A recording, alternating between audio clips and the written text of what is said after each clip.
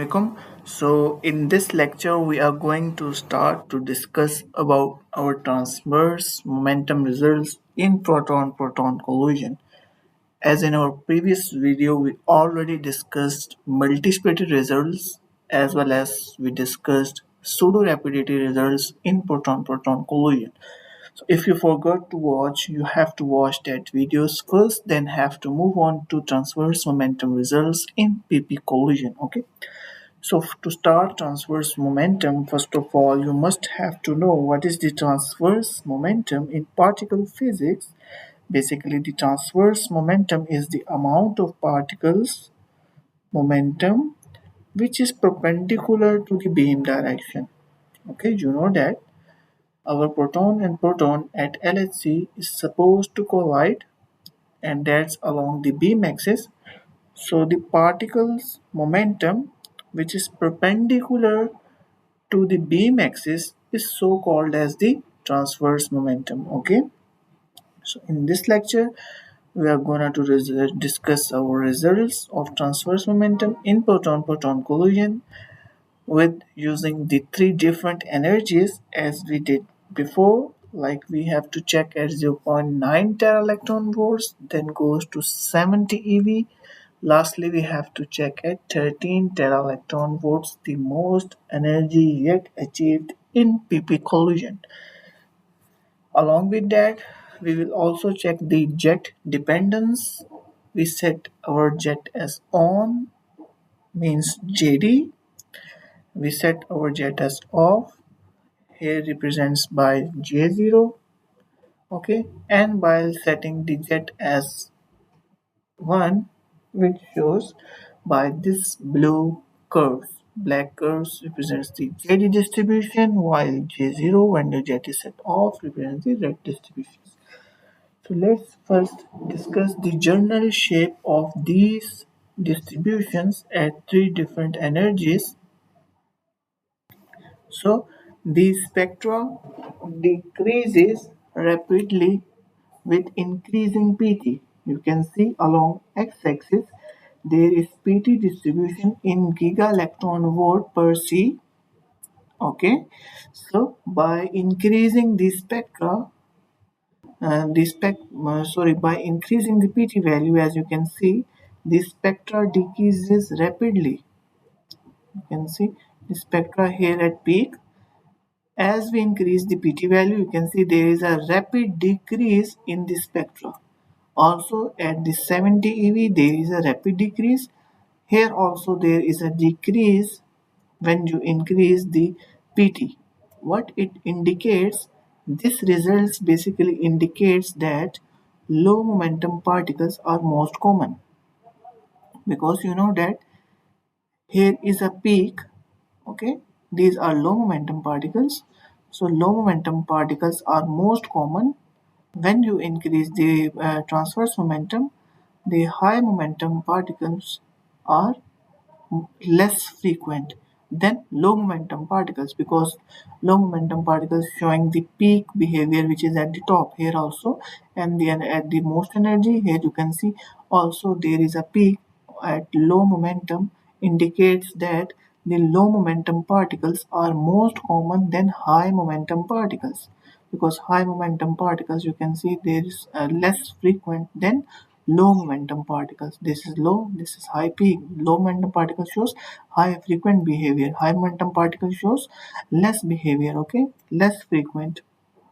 So this results firstly came that low momentum particles are more frequent than high momentum particles. Okay, and then you can see the distribution spans multiple orders of magnitude. Okay, on the y-axis you can see multiple orders of the magnitude here.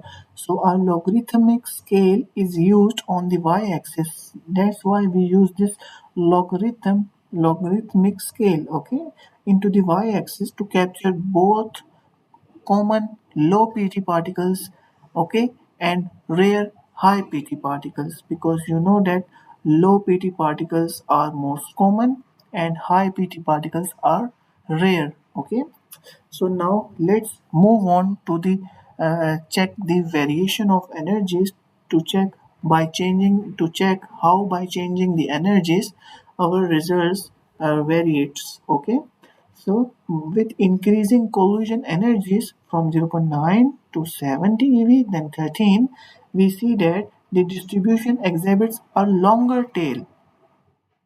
There is low energy, so tail. So when you increase the energy, you can see the tail. Okay, the distribution exhibits a longer tail. Okay, and the tail move towards the higher pt values. Here you can see the tail shift towards low. Okay, this tail shifts low. Okay, and now in when you increase the energy up to 7, you can see the tail exhibits a longer tail at higher pt. pt is high. Now you can see this gap between this line and this. Okay, now there is a longer tail at higher PT, and once you can increase the most energy 13 TeV, you can see it exhibits a longer tail at higher PT values. Okay, here you can see a very short tail and at high PT, but here is a long tail at high PT values. Understood? What it indicates, what this results basically indicates a higher likelihood of producing particles with large pt. Means by increasing the amount of energy, okay, you can easily achieve the high transverse momentum particles, means high pt particles. This trend reflects the increased phase space of high momentum particles produced at the higher pt. So you can easily achieve the high momentum particle production by increasing the amount of energy. As before, this not gonna achieve, but once you increase the amount of energy, you can easily variate the you can easily achieve the high momentum transverse momentum particle production, which is at the higher energies.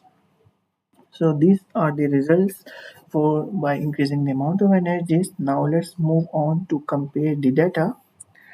By comparison of data of jet dependence, as already mentioned you before, that we have to check our results by setting our jet as on, representing by jd these squares, the square okay, this square spectra, and when your jet is set as off, this red circle spectra curve, and this J1, which is shown by this triangular uh, spectra, and similar intermediate behavior for J1, and this is same for all these energies JD, J0 and J1 when your jet is set as on, off and set as 1. So we have to check along all the energies. We conclude that the JD data constantly shows higher yield across the PT range as compared to J0 and J1. You can see that the J0 is the lowest, shows the lowest okay yield, whereas your JD means when your jet is set as 1, jet is on, so your JD constantly shows the higher yield. Here also you can see again JD as the higher yield, and when you achieve the most energy 13 TeV, again here JD is the having the most yield. Understood? Higher yield, okay, across all the PTs compared to J0, which is the lowest yield here, and J1, which shows the intermediate yield between JD and J0. Understood? Basically, what it suggests, this result suggests that JD events are associated with more active collisions. Understood?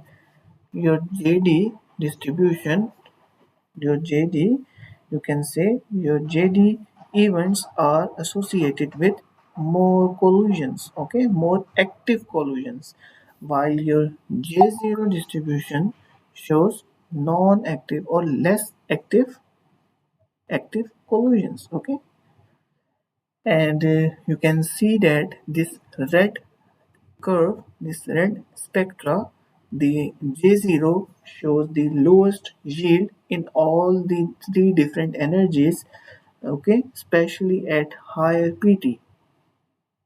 Understood? While J1 exhibits the intermediate behavior in all these different energies. So these are the results of jet dependence. Also, we know the results of this vary by variation in energies. Now, finally, let us just discuss the implications for high energy physics. The implications for this transverse momentum results in proton-proton collision. What are the implications? So the first implication of this is the transverse momentum distribution provides valuable insights into the dynamic of particle production. As we see in the implications of multiplicity, that in multiplicity the implication is same as the first implication for the transverse momentum, that is, the transverse momentum distribution provides a valuable insights into the dynamic properties of particle production. Okay, in high energy collision, which and test the predictions of QCD quantum chromodynamics, as we discussed in the implications of multiplicity. Okay, same amplification as in the case of multiplicity, like in the transverse momentum. So our second amplification is the observed energy dependence of the PT spectra is crucial for understanding the undrilling physics of particle generation processes in the PP collision. Okay, so that's it for the results of the transverse momentum in PP collision with three different energies: 0.9 TeV, then 7 TeV, and lastly the 13 TeV. And I already mentioned you transverse momentum in particle physics, especially at LHC, is basically the amount of particles momentum which is perpendicular to the beam axis. This is so called as the transverse momentum. Then we check the jet dependence, setting our jet at different values, like when we set as jet as on, which shows the higher yield, and when we set as jet off, which shows the lower yield, especially at high transverse momentum, and when we set as jet 1, it shows the intermediate behavior. And by increasing the amount of energy, we can easily achieve the high transverse momentum particles. Okay, because at low energy we are only having the low momentum particles are most common than high momentum particles. Okay, but by increasing the amount of energy we can easily forward towards to achieve the high momentum particles. Okay, so that's all for this results. So stay tuned with us. We will upload more interesting videos for this particle physics research playlist. Till then, stay tuned with us. If you have any query, you can leave a comment below. Till then, take care. Allah Hafiz.